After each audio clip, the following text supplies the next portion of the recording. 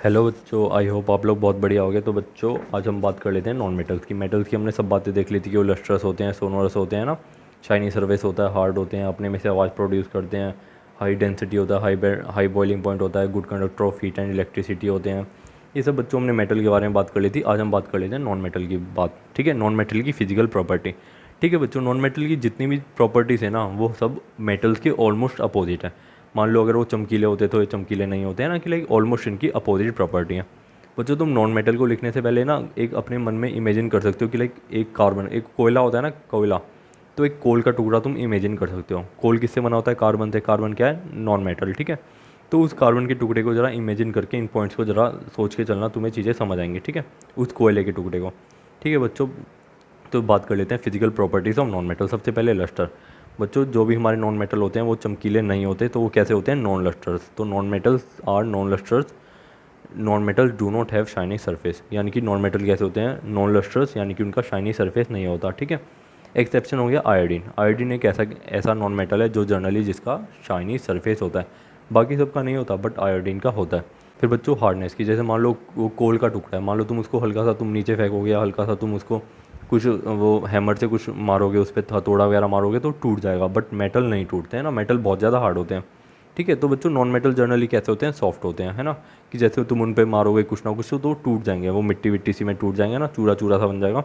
तो बच्चों non metal क्या होते हैं? मेटल के मुकाबले काफ़ी ज़्यादा सॉफ्ट होते हैं। ठीक है बच्चों, इसके अंदर भी एक एक्सेप्शन है, वो है डायमंड। बच्चों डायमंड क्या एक फॉर्म ऑफ कार्बन है ना, कि लाइक एक दूसरी तरह का कार्बन होता है। ठीक है, इसे हम एलोट्रोप ऑफ कार्बन भी बोल देते हैं, कि यानी कि कार्बन की दूसरी फॉर्म।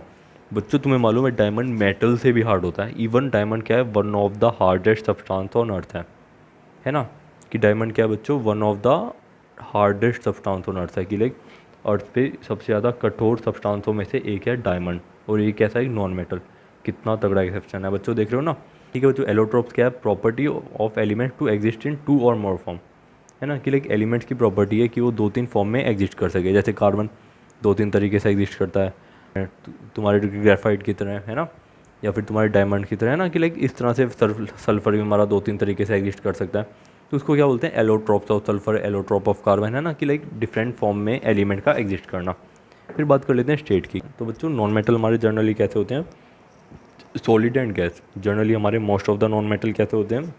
या तो सॉलिड होते हैं या फिर गैस होते हैं। सॉलिड जैसे कि कार्बन, और गैसियस यानी कि जैसे ऑक्सीजन हो गया, नाइट्रोजन हो गया ना।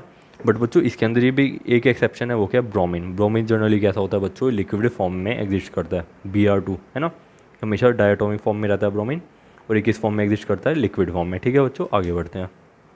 तो फिर बात करते हैं बच्चों मेलिएबिलिटी की, कि non metals are non malleable, that means they can't drawn into thin sheet.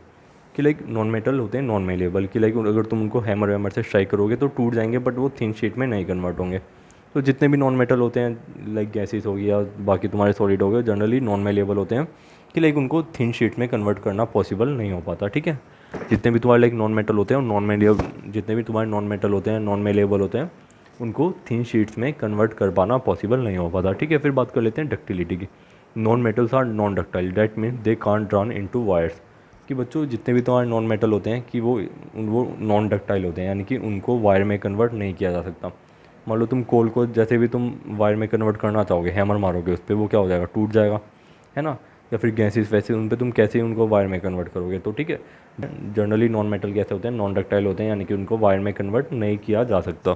फिर बात कर लेते हैं डेंसिटी की। बच्चों नॉन मेटल की जनरली लो डेंसिटी होती है, यानी कि उनकी डेंसिटी और मेल्टिंग पॉइंट बहुत ज़्यादा लो होता है मेटल के मुकाबले। ठीक है, जैसे प्लास्टिक भी एक नॉन मेटल का टाइप है, क्योंकि लाइक बहुत सारे नॉन मेटल से मिलकर एक प्लास्टिक बनता है। जैसे तुम उसको पानी में रखोगे वो नहीं नीचे जाएगा, यानी कि क्यों? क्योंकि उसकी डेंसिटी लो है। तो नॉन मेटल की बच्चों जनरली लो डेंसिटी होती है और लो ही मेल्टिंग पॉइंट होता है, कि वो ईजिली नहीं पिघलते, यानी कि वो ईजिली पिघल जाते हैं। ठीक है, इसके अंदर भी एक एक्सेप्शन है, वो है डायमंड। डायमंड का बच्चों बहुत ज़्यादा हाई डेंसिटी होती है और हाई मेल्टिंग पॉइंट होता है। क्यों? क्योंकि बहुत ज़्यादा हार्ड सब्सटेंस है, तो बच्चों इसकी डेंसिटी बहुत ज़्यादा होती है और इसका मेल्टिंग पॉइंट भी बहुत ज़्यादा होता है।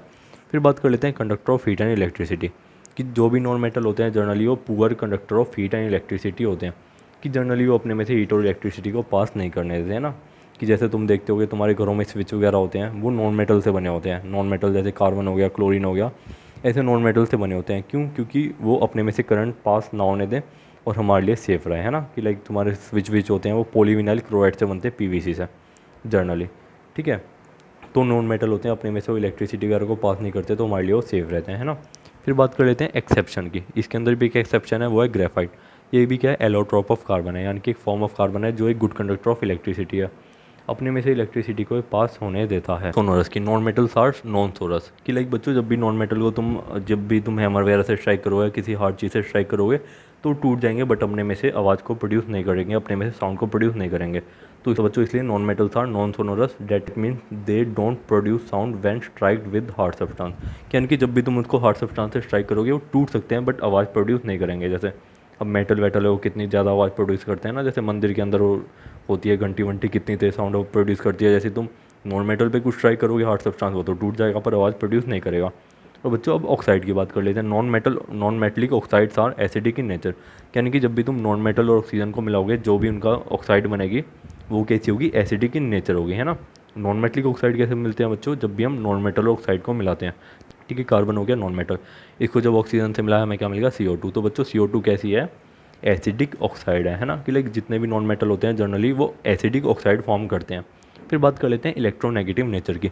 बच्चों मेटल की टेंडेंसी तो थी इलेक्ट्रॉन को लूज़ करने की, वो चाहते थे कि इलेक्ट्रॉन बाहर निकाले, है ना। बट नॉन मेटल की क्या टेंडेंसी होती है बच्चों, इलेक्ट्रॉन को लेना चाहते हैं, उनकी ऐसी टेंडेंसी होती है कि हमेशा इलेक्ट्रॉन को एक्सेप्ट करना चाहते हैं।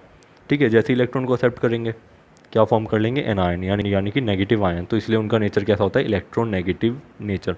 ठीक है, तो बच्चों नॉन मेटल की टेंडेंसी क्या होती है, हमेशा इलेक्ट्रॉन को एक्सेप्ट करने की, एनायन फॉर्म करने की, यानी कि नेगेटिव आयन फॉर्म करने की, ये बोल लो उनका इलेक्ट्रोनेगेटिव नेचर होता है। तो वही हमने लिख दिया, non metals have electronegative nature, that means they generally accept electrons and form anions, या फिर बोल लो नेगेटिव आयंस। एग्जाम्पल हो गया Cl negative, O2 negative, etcetera etcetera. Example of non metal बच्चों कुछ भी गैसेज वैसे लिख दो, ब्रोमीन लिख दो, है ना।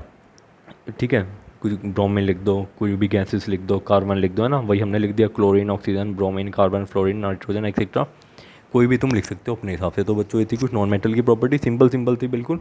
ठीक है, आई होप आप लोगों को समझ आई होगी। एक बार कोल को ज़रा माइंड में लेके ना, तब इन सबको तुम सोच के देखना, तुम्हें चीज़ें ईजिली समझ आएंगी और याद भी रह जाएंगी। किसी भी तरह का कोई भी डाउट होता है बच्चों आप लोग पूछ लेना।